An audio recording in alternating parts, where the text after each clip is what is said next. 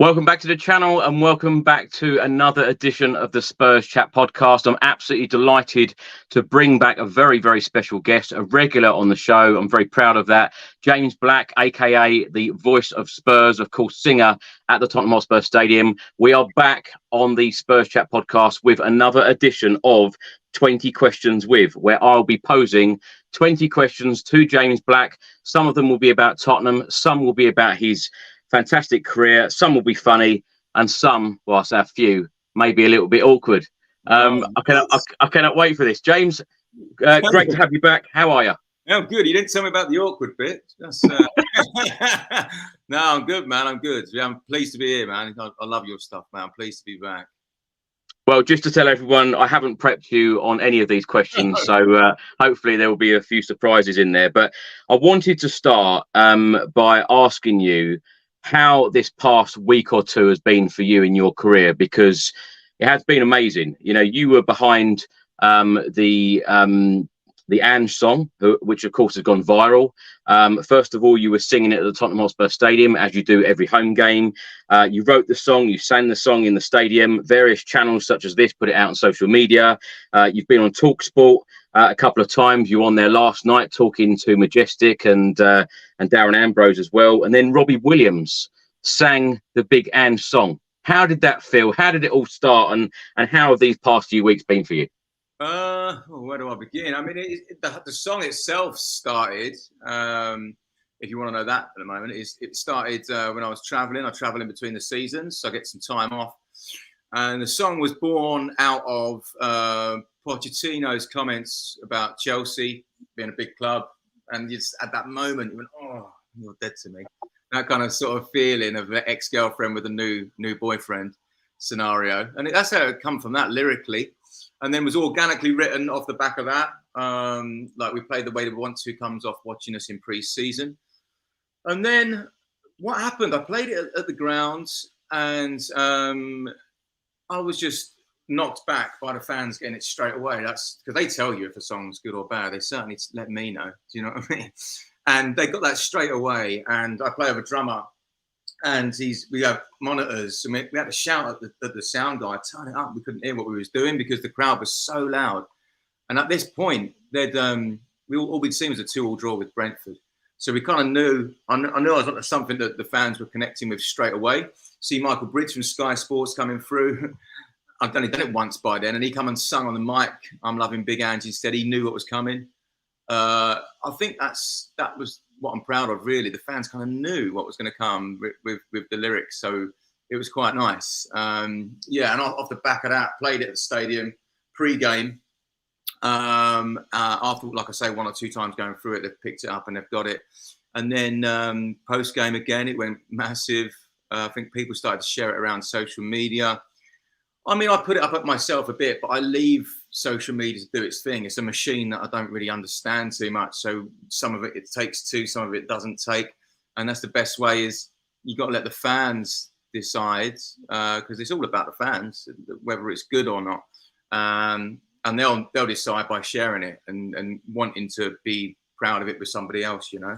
So that just went viral within 24 hours. I was getting messages from Australia and press straight away, from Optus Sport and from Gerard Waitley at SEN Melbourne.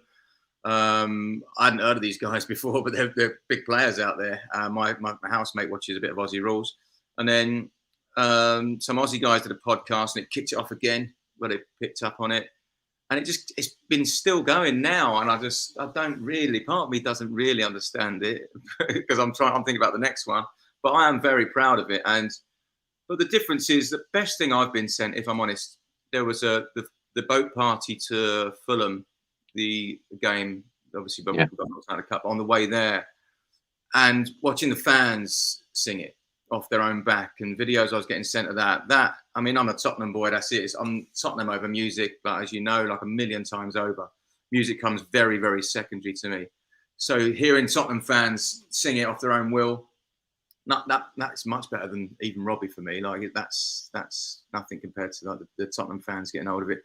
And then I was in a pub on a Sunday, last Sunday or Sunday before, I can't remember. It's been a bit of a haze.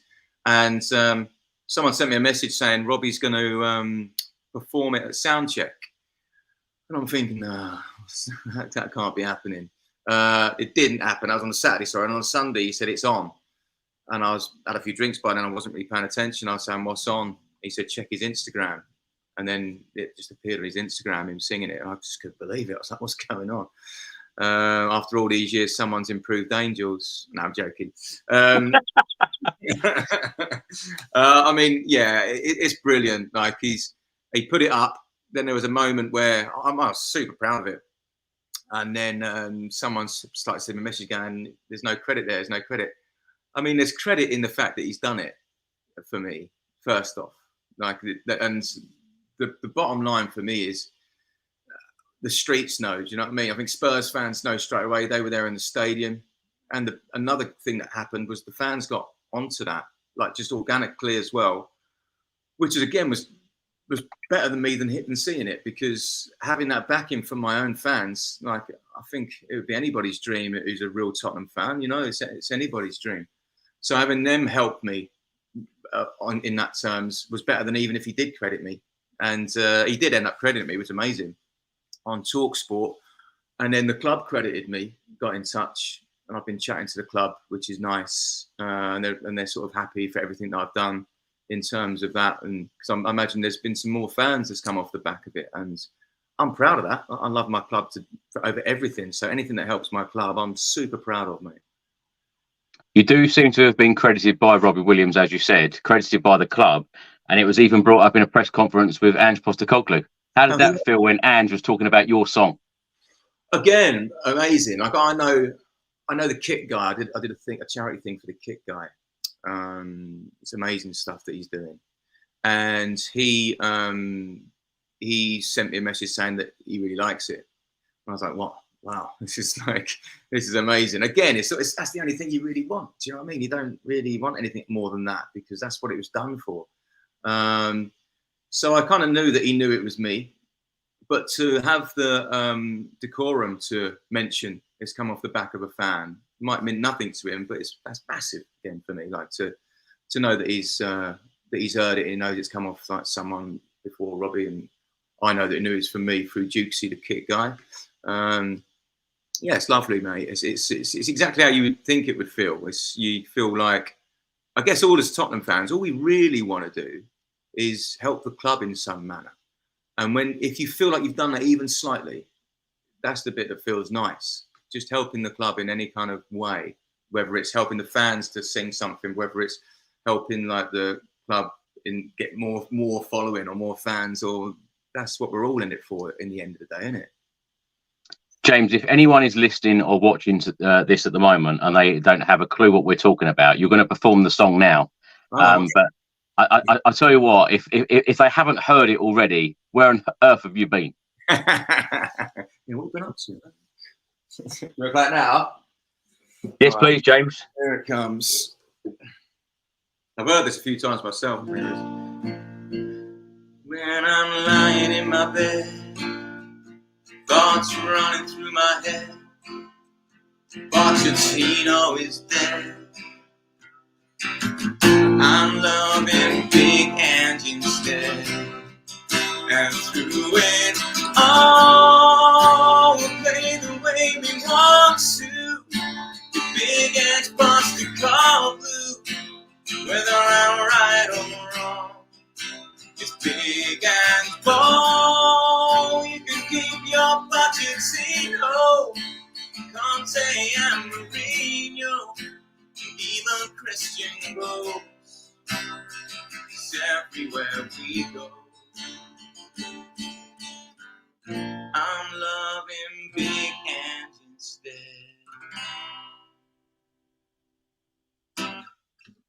Fantastic. Thank you, James. All there right. is more music on the way from James Black on this stream, so do look out for it. James, what I wanted to ask you next is, you come from a rock band background. You once toured with Kasabian. Tell us all about that. Yeah, I mean, the band I was in, it was called the Howlin. We was doing really well. We managed to hit the ground running in London. and we surrounded ourselves almost straight away with quite cool gigs and hanging out and finding ourselves in the circles of celebrities and bands, which is great fun. The problem that come with that, being completely honest, is the party side of that. So that sort of lends itself to a party side that got a bit full on. It's not as, I don't think it's as cool as what people kind of think it might be. It's like you're hungover quite a lot of the time, going from one place to another in the back of vans into sort of not great hotels, and so the nights are brilliant and the days that get full on as you get older. And so I got to the point where I was like, I just don't want to do this. But the tours with Kasabian were just incredible. Yeah, I know those guys. We met them a few times and hung out with them a few times. I can still call them close friends of mine after all these years. So yeah, it was organically from kind of knowing them, I think, that the tours come about. But it was insane. Best one we did was Paradiso in Amsterdam. I can't remember the capacity, but it was crazy. And Kasabian were coming out to support us, like to show themselves and show their love for the bands, which was really cool. Yeah, I remember that night, but I don't remember what happened after the gig, really. Because that was Amsterdam. Was it venues all around the world then, James? No, it's Europe, really. It was, it wasn't around the world, but it was just an incredible experience, because those guys, Serge is the one that I'm really, is a close friend of mine, and he's a lovely guy. He's just incredible. I can remember when they played at Hyde Park, and they'd got us tickets to it, and they just absolutely smashed the whole thing. And then we go backstage, got chatting to them backstage and that, and all they want to talk about is our band, and they'd just done that. So I just couldn't believe it. I think nice people get to the top by just being genuinely good people a lot of the time, and that's what Serge is like. He's a top lad. And until the run-in for Leicester and Tottenham, where I didn't talk to him too much that year, so I got quite a lot of stick off him. So yeah, phone was on silent quite a bit for that. James, Mick writes on screen now, Spurs should have Robbie Williams and James singing to the crowd at the home game, getting the crowd to join in. Is that the dream? The dream for me has already happened. The dream is seeing the videos of them singing it on the boat, and because they're, like, for me, the travelling fans at Fulham that time, especially on the boat party, are like hardcore, like backbone, real true fans. And I've always loved the away fans atmosphere that Tottenham's had. I mean, I love the home as well, but the away fans just got something that's so different. And just seeing that for me is already enough. But in regards to if the home crowd sing it or if the crowd sing it, that's completely up to, and it'd be lovely to hear, but it's up to the crowd, and it should be that way. It's up to the fans to take it on if they feel like it, and if they don't feel like it, they don't. And I think that's what chants should be. Do you know what I mean? That it's there fully for the fans to. I've had my bit out of it by having fun with it. You know what I mean? So, in regards to if Robbie will do it, I don't really know. I've not really had too much to deal with that side, really. I mean, I stole his song, he stole my lyrics, so we're at 1-1. Do you know what I mean? But no, he's stealing my song. It would be awesome. I'm sure it could and should happen one day. Yeah, I think they've probably been in contact with him, haven't they? And so I don't really know. Yeah, is the answer. So sorry, Nick. Let's see what happens. They've sent him shirts. Have they sent you any? No, not got anything yet. But I've got to say on that matter, the club have been amazing. They've been lovely to me. They've been in contact quite a few times.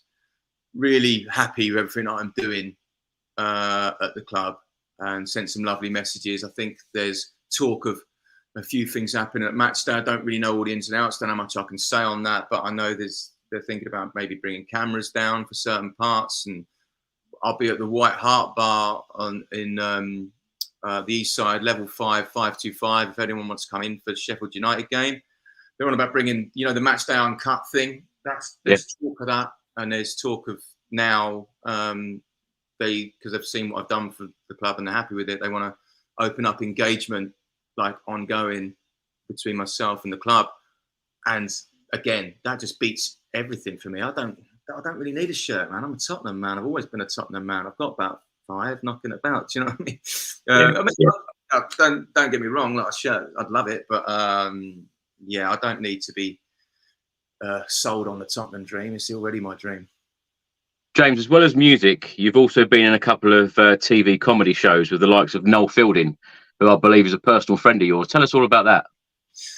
Yeah, again, that's come from the band's times I was in. I was in a band, like I said, mentioned the Howlin, and he used to come down and he used to enjoy our shows, and we just had a laugh straight away. He's such a fun guy that we just connected straight away. And this was in 20, I think you're talking about 10 years, I think, talking about 10 years ago.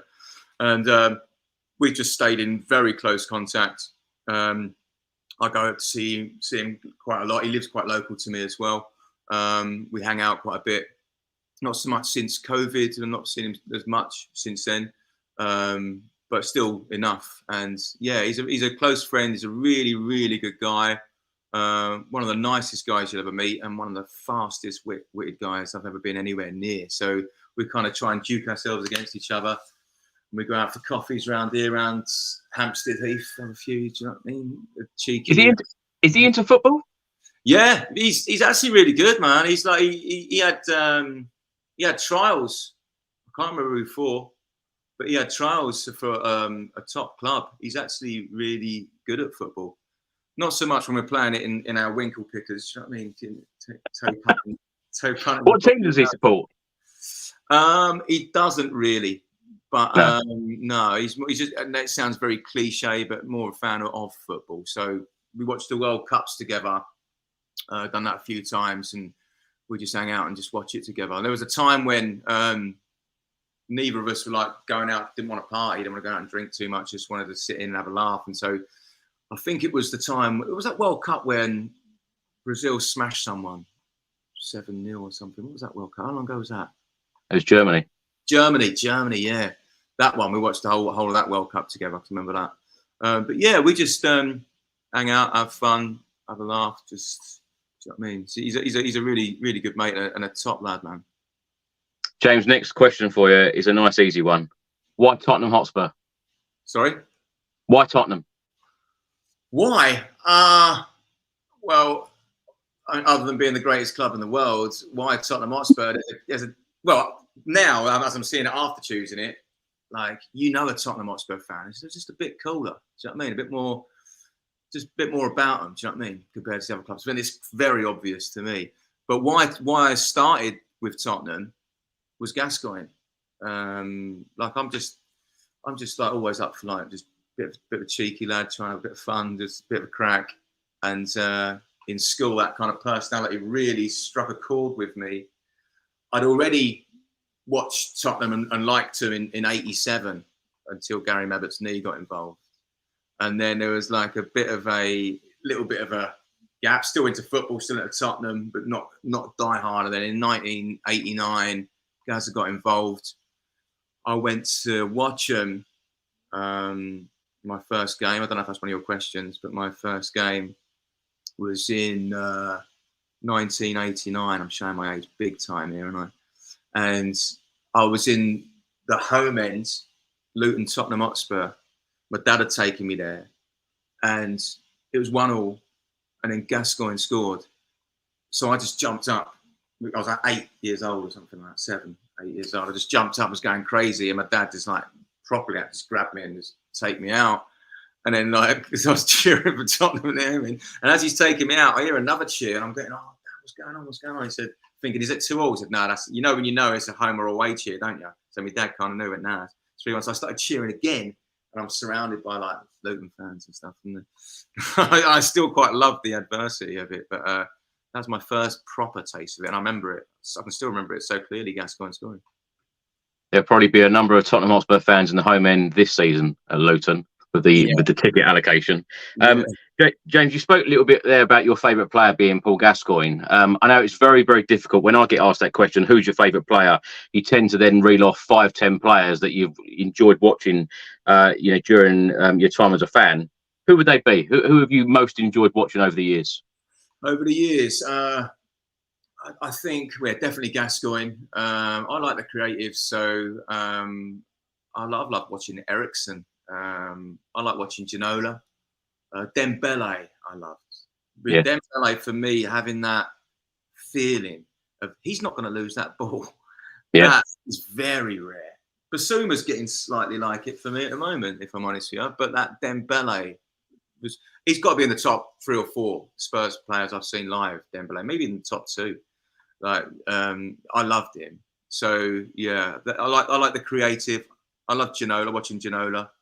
I like watching Lineker, but only for the goals. Do you know what I mean? I liked the aura of him when I was a young lad. Who else is there? Mabbutt. I liked Mabbutt. I liked Ruddock. Remember Razor Ruddock? I liked watching him because he was like getting in there, getting involved. But I'm more leaning towards the creatives. Like, so Maddison for me is a dream. James, of course, you play at the Tottenham Hotspur Stadium every home game. Some people would say it's the dream job, singing at the stadium. What is that like, and how did you manage to get that job? But what was the first game that you performed at? So the first, I was in a game, a Tottenham game, and we found ourselves, I think it was in the corporate area, somewhere along that, and someone was playing, and I was like, oh, that's cool. I reckon I could do this, and can I have a shot at it? I'd get a bit cheeky, I suppose, with it. And the guy took down my details, the guys for Hat-Trick Creative, those guys. And they were really good with me. And I just said, look, I'll just come down and do an audition. They said, yeah. It was when we was playing at Wembley. And there was some people doing auditions, but not too heavy on the Tottenham stuff. And I'm just like a fan first and music second. So Mickey Hazard was there. And I turned to Mickey and said, I'd already talked to him and said, I'm going to have to play in a minute. And he was great, by the way. And I said, look, all I've got is Tottenham. Do you know what I mean? I don't know. I don't want to be up there doing that thing, I don't think, really. But nobody else is doing it. He said, well, you do Tottenham and I'll sing along. And I got up there and I did. I was doing I Want to Spend the Spurs. And he was like singing along and cheering and laughing. And he was amazing. And I reminded him of that story at the charity game. And he said, yeah, you owe me money for that, James. Because he started it all for me, really. He helped me at the very start of the audition. The fans are kind of liked a bit of somebody who was, I guess, in the same sort of boat as they're in. And it went from there. I guess I saw a little bit of a gap, and just I knew I'd be authentic because it's just like I say, it's Spurs over everything. And also just wanting to do it. And in terms of what's the job like, it is a dream.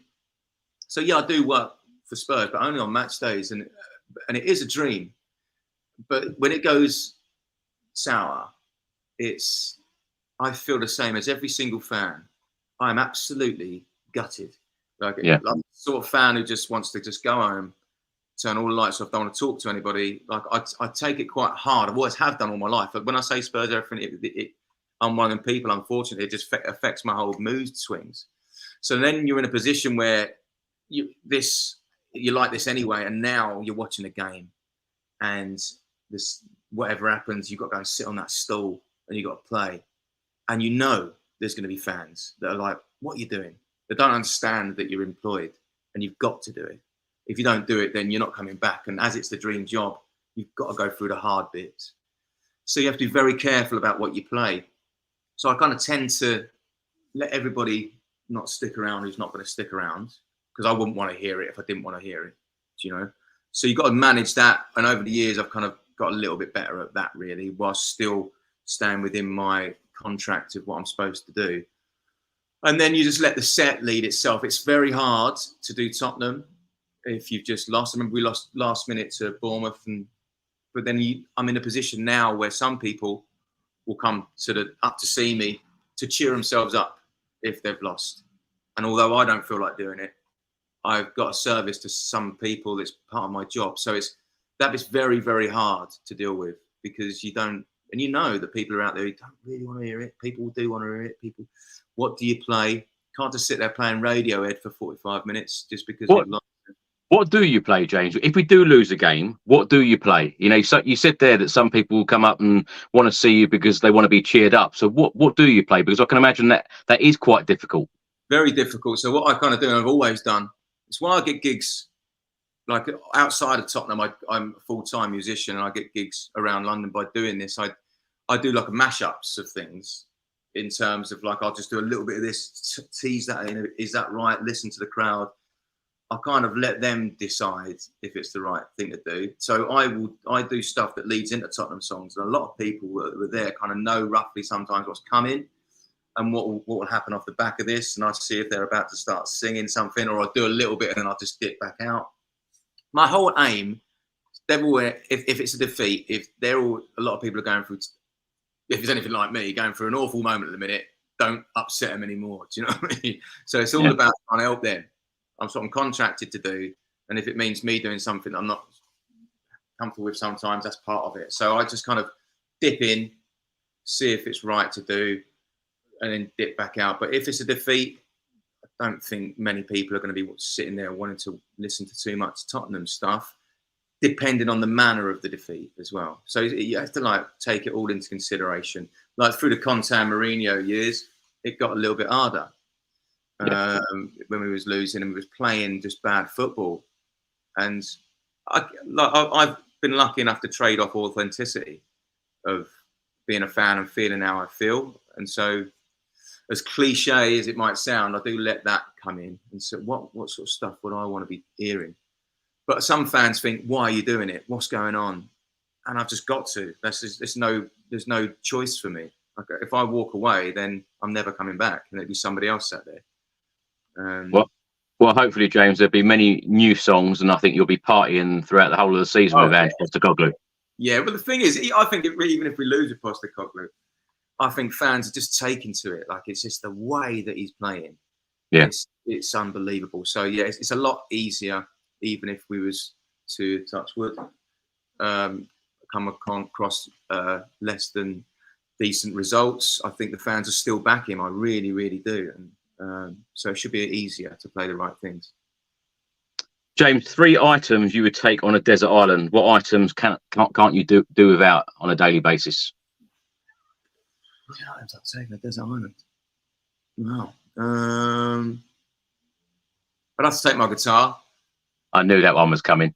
I'd have to, man. I'd have to. Like, I take it. I didn't take it once traveling, and it was because it was so expensive. It's like almost like doing your ticket. I was going around a load of countries, and I just saw my mood just dip. So yeah, I'd have to definitely take that. Take the guitar. What else would I take? I would take. You allowed electrics and stuff. You allowed your phone and all that. Well, you probably haven't got an electric point to plug it in. That's such a silly answer, isn't it? I would say, what would I take? But you can take it. Can I take people with it? Yeah. Okay, wicked. Linda Lusardi from the 80s. I didn't expect that one. Say Linda Lusardi from the 80s, my acoustic guitar, and a couple of romantic candles. Wow. Okay. I don't know how you're going to like them, but yeah. Yeah, that's true. That's true. James, another funny one for you. What would you choose? Playing one Premier League game for Tottenham Hotspur, or singing alongside Robbie Williams in front of 60,000 fans at the Tottenham Hotspur Stadium? Playing one Premier League game for Tottenham Hotspur every day. Oh, that'd be incredible. Can I choose the game as well? Even if I couldn't choose the game, playing, yeah, 100%. I imagine that. You any good at football? I'm all right. No, I wasn't great, if I'm honest. I'm all right. Like, I broke my foot. My left foot was broken not so long ago, about 2 years ago, and I didn't even get tackled. And not only did it break, I just turned quickly, and I was wearing a friend's football boots, and the whole thing just shattered.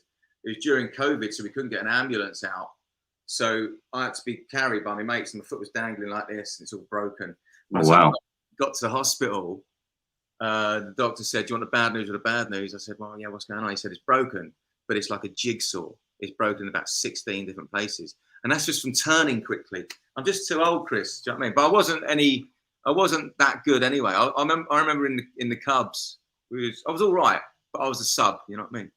So I remember we had to pay £1 to play. And I got to a stage where I'm thinking, I just want to keep this pound and spend it on sweets. Do you know what I mean? I don't want to be down on the pitch. So the manager used to call me about 10 minutes to go, and I used to run off. Around the pitch. I wanted to just buy sweets on the way home. So that was a dedication to playing. So I was all right. I was a 4 out of 10, mate. Was you any good? I was okay. Yeah.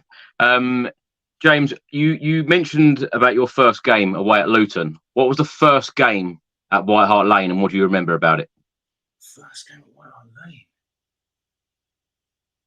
I can't remember that. First game at White Hart Lane. It would have been early 90s, but I can't really remember too much about that, to be honest. Yeah. Well, I remember one big memory that sticks in my mind is the centenary year. But that was my first game, with the flags coming out. The 4-4 draw with Aston Villa, was it? Yeah. That is. I mean, I have a few hazy memories, if I'm honest. Yeah, like the band days haven't really helped out with that scenario. But my first game at White Hart Lane would have been early 90s.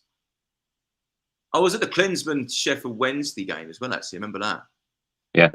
That was amazing. Also, the centenary year is one that sticks in my head the most because of them flags and the game was just insane. But yeah, I mean, I wasn't a season ticket holder until it was like late 90s. I started going regularly, I suppose, early 2000s. So yeah, I can't remember my first. Not truthfully remember my first game in the 90s. I can remember Klinsmann, remember Sheringham. But don't remember the first game. Sorry. That's the truth. Incredible partnership, them two. One of my favourites. I reckon that's the best of that. I think it's the partnership I've most enjoyed. I know, of course, Heung-min Son and Harry Kane were exceptional as well, but that partnership with Klinsmann and Sheringham was just unreal. I'd love to. I was absolutely gutted when Klinsmann left Spurs at the end of that season. Yeah, I mean, I was at the last game of the Lane as well. I was gutted then. Because that atmosphere, and I guess it's how close you are to the pitch and that as well, I suppose. It was just incredible. And that was an unbeaten season, wasn't it? I think that last one. Yeah. And I remember a rainbow coming over. I was at the whole after show party stuff, and we was drinking. I'm going to sound like a really posh boy. I really ain't. I'm complete opposite. Look at my room. But we was drinking gin infused from the pitch. Yeah, I've got a bottle of it. Yeah. Jesus, we are the posh boys, Chris. We're not the real area. That I remember drinking gin infused from the pitch that day. But that was insane. That last game at the Lane, yeah, I can remember that. That's a bit nearer. Yeah. But that was unbelievable. James, talk us through 2019, the Champions League final, because I always say that it was probably one of the best days of my life up until about 20 odd seconds of the final. The atmosphere leading up to that final was simply incredible. Of course, the way that we beat Manchester City, the way that we beat Ajax. Of course, you then came up with this fantastic new song that the Spurs fans got behind and they were singing it. How did that feel? How did that feel to be a part of that whole Champions League final?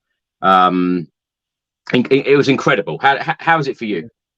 That was a better moment than this.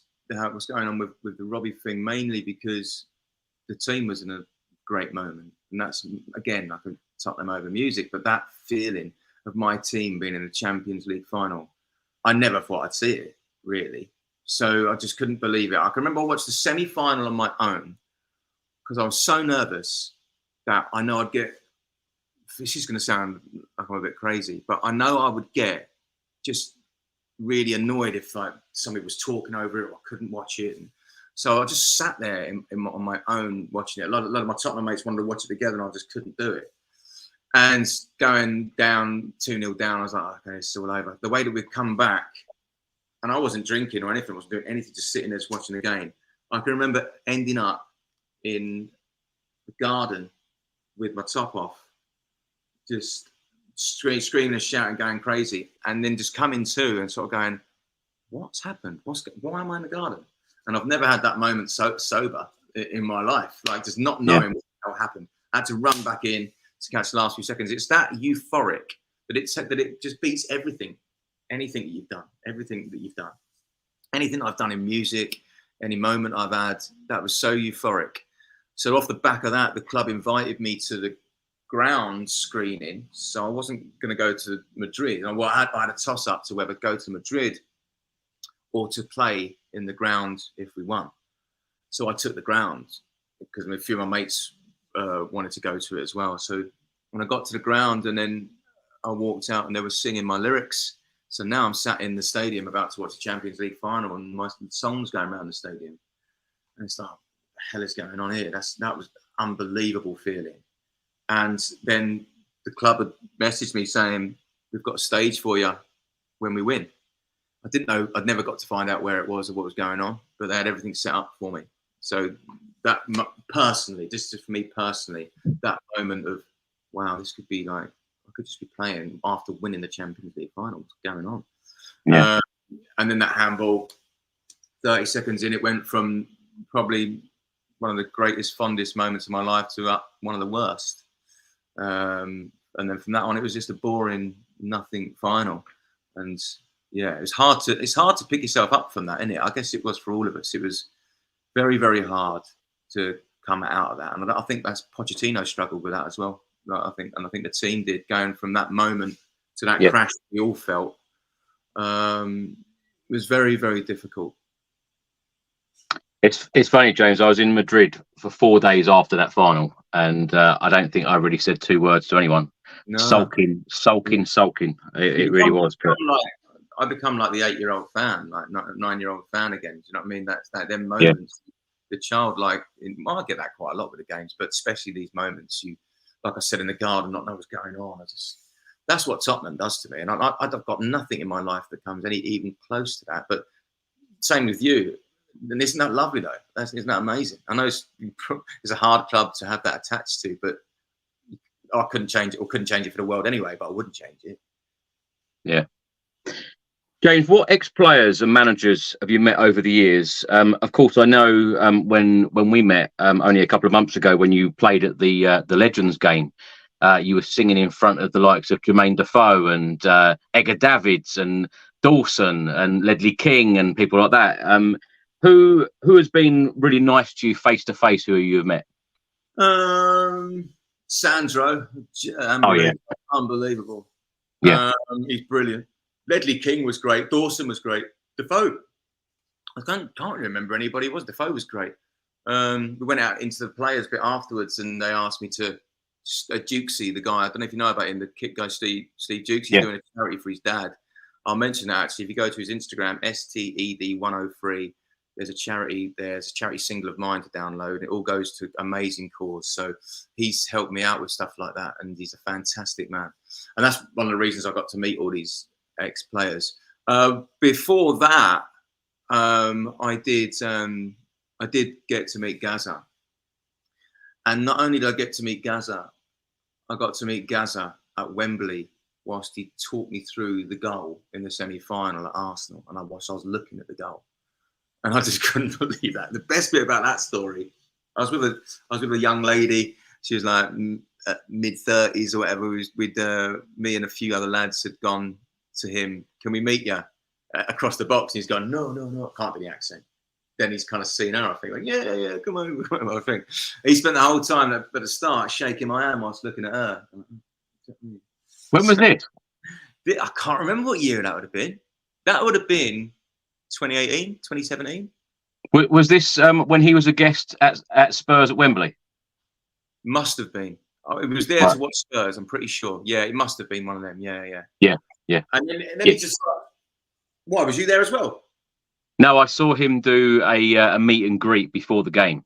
Yeah. And then he went into one of the boxes, and then he was a halftime guest.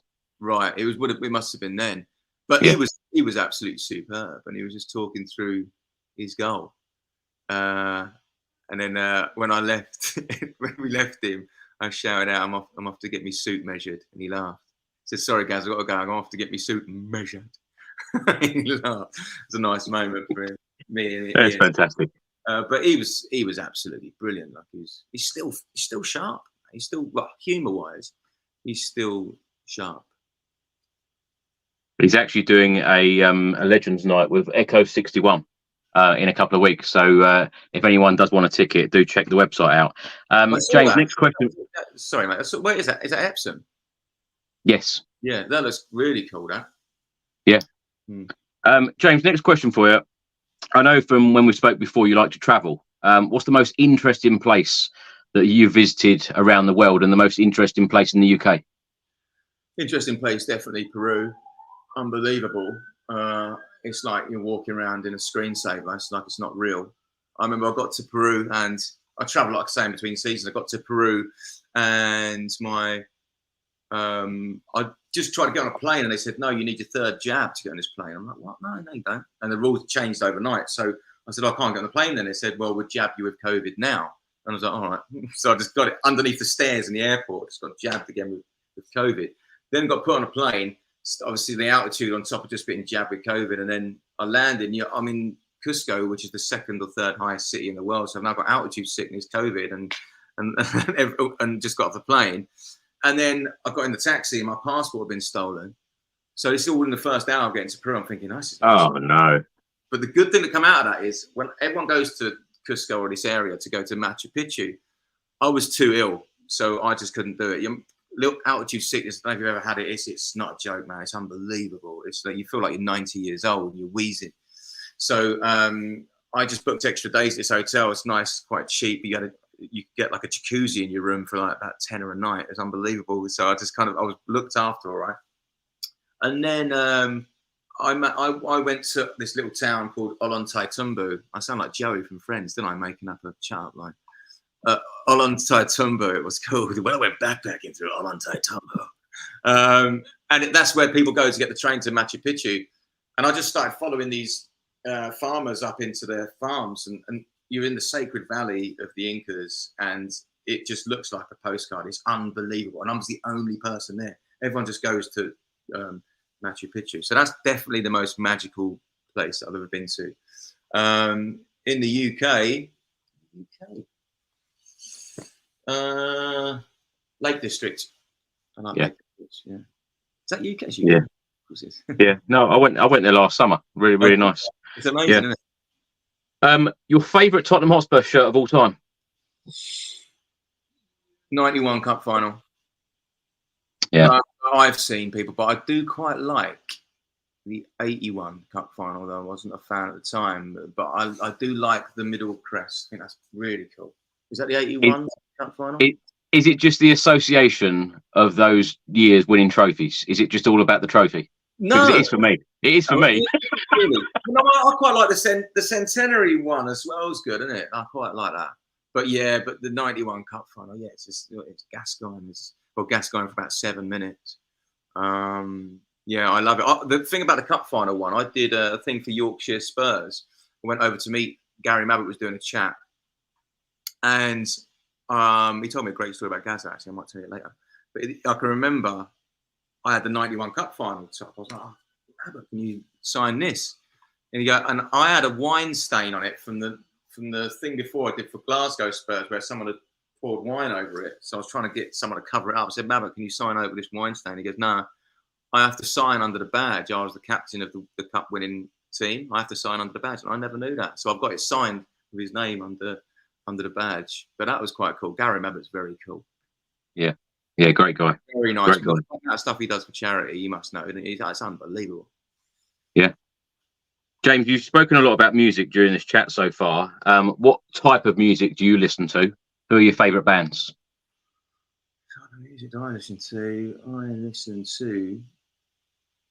I'm just quite old school, really. I'm still quite an indie, so I like Kasabian, Oasis, that kind of feeling. If I'm going out for a run or like going down the gym and stuff, like it's that kind of. I listen to Oasis live quite a lot. I like the live uncut like stuff where it's real. I like that. I'm stuck in my ways, I think, a little bit with certain things like that. I like Kings of Leon's cool. I like that. And then I feel Arctic Monkeys. I'm into that. Yeah. Yeah. If you could have dinner with 3 current or former Spurs players or managers, dead or alive, who would they be? And what would you like to ask them? Whoa. So just proving that you weren't prepped up for these questions. Jesus Christ, it does, doesn't it? I didn't hear a thing, man. Could have told me. My answers for the desert island were shockingly bad, weren't they? My 3 players. I'd have to 100% have to have Gazza in there, 100%. I know it's a running theme, but he's just literally the person I'd love to sit down more. Let's go through them one by one. So if you had Gazza in there, what's the one thing that you'd like to ask him? You could ask him anything. Did Bobby Robson have a word with you? Yeah. Yeah. Yeah. Why didn't Bobby Robson have a word with you? Probably that. That whole feeling about how it must have felt as well. Going to miss out on the final, and just still, how did you keep your head with it? And you see, and yeah, that was. I can remember crying on the doorstep of my house, Italian 90, when he was crying. I remember that. That sounds very sad, doesn't it? But I was a young boy then. Do you know what I mean? But yeah, that really did Lineker manage to get Robson to have a word with you? Who else? Spurs managers. I'd like to sit down with Hoddle, to be honest. I think he's very intelligent man. I'd like to sit down with Hoddle. And Ardiles. I'll tell you what, Ardiles. I've met him a few times, and he's just such a lovely, charming man. So I've got Gazza there going mental. I mean, so I need Ardiles to calm it all down a little bit. Yeah, and he's just a lovely, lovely gentleman. I've met quite a few of the legends, and he's always, again, did you know I was saying to you earlier about Serge, about the good people just want to hear about you, even though they're just legends and top lads.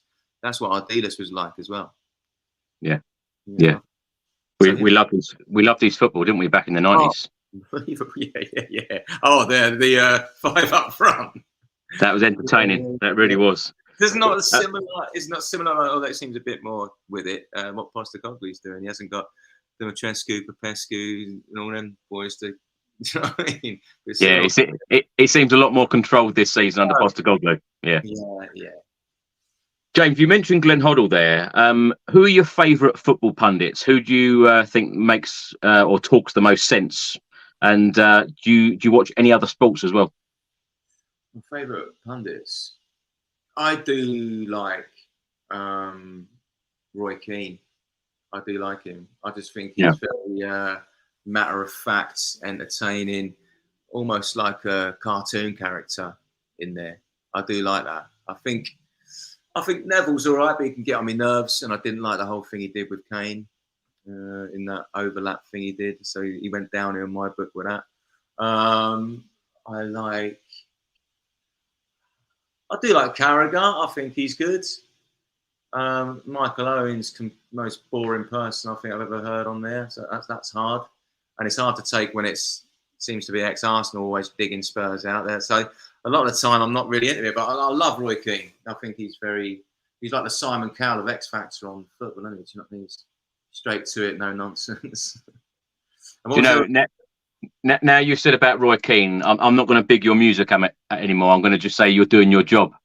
Yeah, but that's your job. I've got Robbie Williams to sing, but that's your job.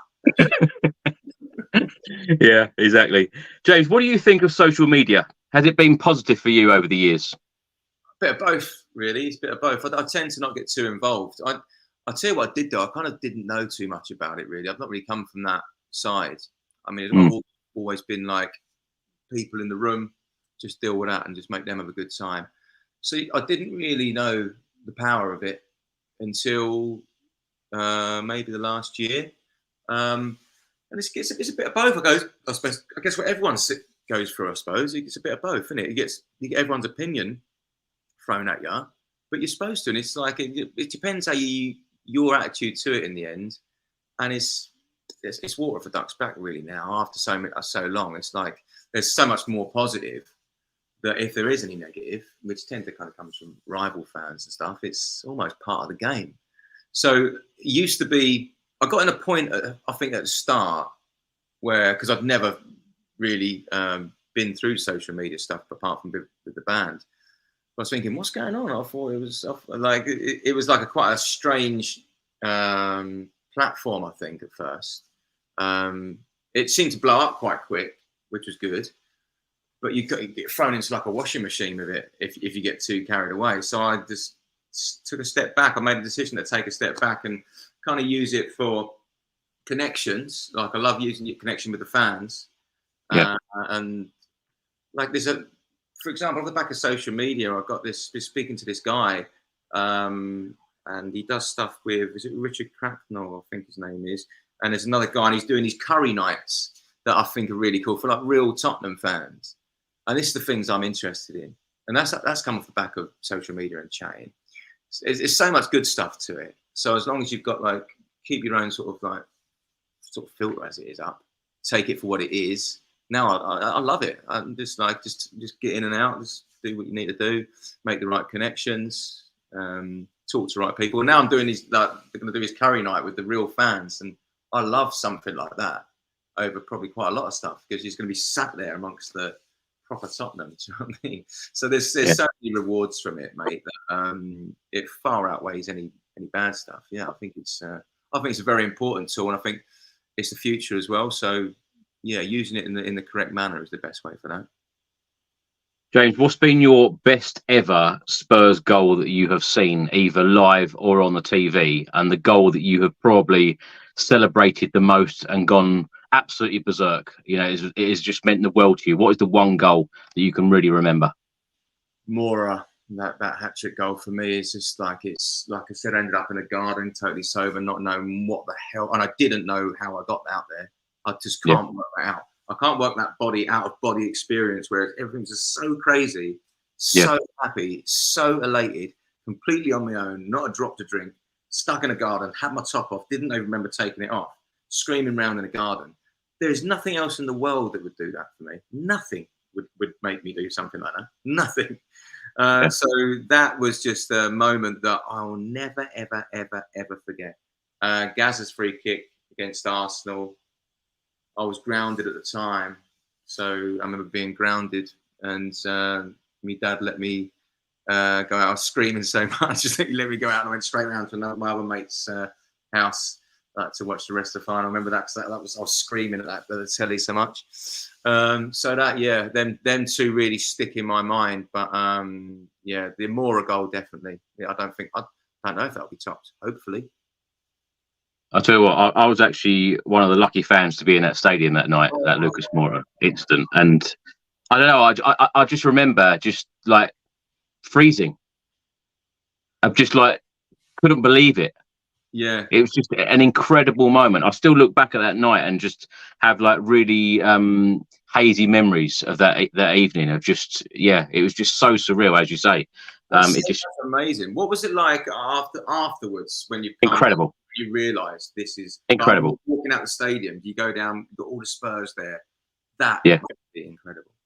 Incredible. And even getting back to the hotel early hours of the morning, couldn't sleep, didn't have any sleep, got on the flight the next day coming back. It was just unbelievable, amazing. But it's just a shame that we didn't lift that trophy, which, we've been starved of trophies supporting both Tottenham Hotspur and England. So hopefully, they will come along at some point in the very near future. James, last question for you. What's next for you? What's your goal? What's your target? What's your ambition? What are your hopes for 2024? What's next for me is playing at the stadium is like a dream job. So it's what's next for me is almost kind of decided by the team and the fans, and I quite like it like that. It's like I'm not in control of it really. That's my job. I'm just doing my job. So I'm just there, just doing that. And then it's nice to have, especially on the moments like this, the up moments with Postecoglou, that things are decided out of my control a little bit, and I like it. So what's next for me is going to depend on the team's performance and the fans. But I'll keep throwing songs out there, throwing stuff out there for the fans, and whatever's taken is taken, and whatever isn't.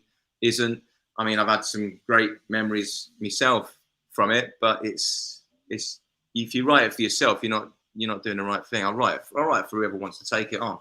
You know what I mean? I write it for, if it's the Tottenham fans or it's members of boy bands, whoever wants to take it on, they can have them. But yeah, so it's very loose, if I'm honest, mate. I love the fact that the club have reached out. I love the fact the club have said they're happy with everything that I'm doing. I love what I'm doing and what I'm bringing to the club.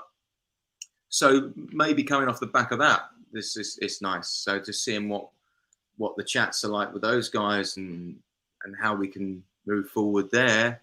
But I have no plan other than like just helping the fans feel good on match days and just throwing some stuff at them to make them feel good. Because again, these tours that I've done with Kasabian and these stuff that I've done in the band, nothing comes even close to the feeling of the Spurs fans singing my lyrics. Nothing comes close to it. So that, just keeping involved in that as much as possible. James, how can people get involved if they have, some ideas for some lyrics for a song? Is it still the case that people contact Spurs song sheets and go through them? No, whatever they want to do. Like I'm definitely all ears. It's for the fans. So this thing is for them. It's not. I've got this monopoly of like I just enjoy writing. Yeah, I love it. But it's not a case of that at all. Like there was a friend of mine that had, he plays at the stadium as well, Jamie Roach. He's come up with something that's real fun. So we were like, he's like saying, I'll do this, do that, and I'd give him credit for this, and we'll try this or whatever. Like it's not a case of keeping hold of something. For me, I think the best thing to do is to have like almost like a community of like things that people can get involved in and write and have fun. So there's a few guys on We Are Tottenham TV had done a thing, and he sent me his lyrics and said, can I have a little play with that? And I'll just muck around and I'll have a little look. And I don't know if I can just go through everything. Like, I don't know. The thing from my side is I don't want to feel bad. Like, I don't want to not get back to someone. I don't want to say, oh, I can't do that one. That's the only awkward part from my side. Like, it's not a case of, do you know what I mean? Like, and if I was to say I can't do it, it just means I can't do it because I can't turn it into, and I've tried.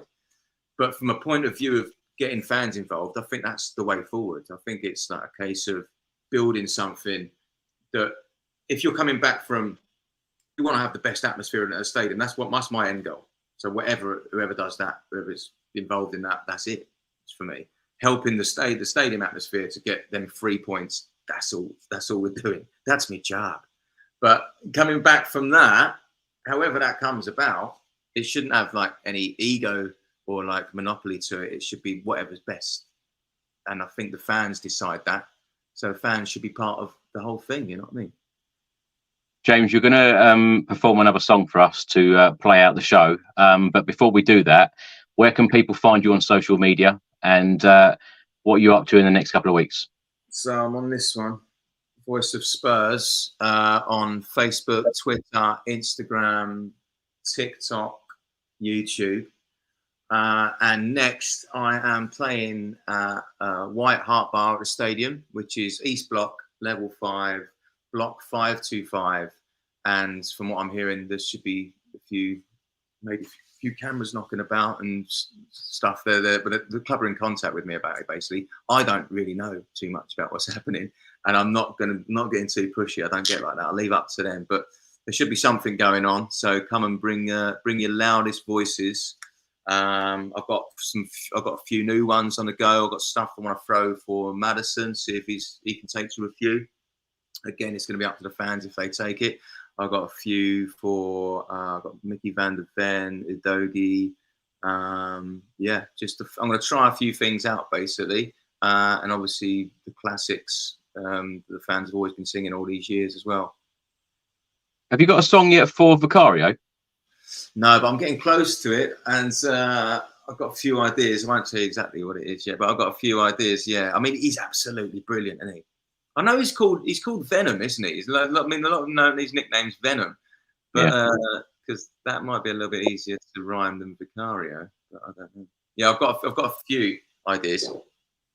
Yeah, well, we look forward to hearing all of these ideas. You know, turning them into songs. But James, you've been a fantastic guest. Thanks so much. And I look forward to having you on another edition of the Spurs Chat podcast after a game in the very, very near future. You've been a great guest, as I said.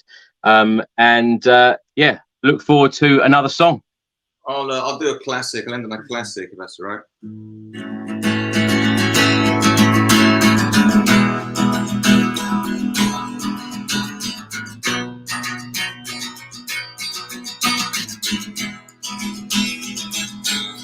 Oh, lay.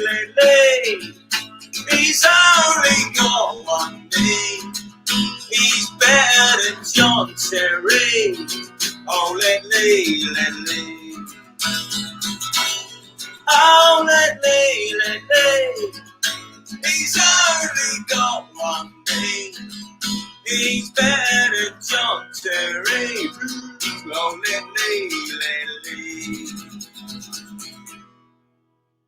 There'll be new ones though for the White Hart Bar on Saturday. We look forward to it. James, I'm sure many people will come over and say hello on Saturday afternoon at the Tottenham Hotspur Stadium as we face Sheffield United.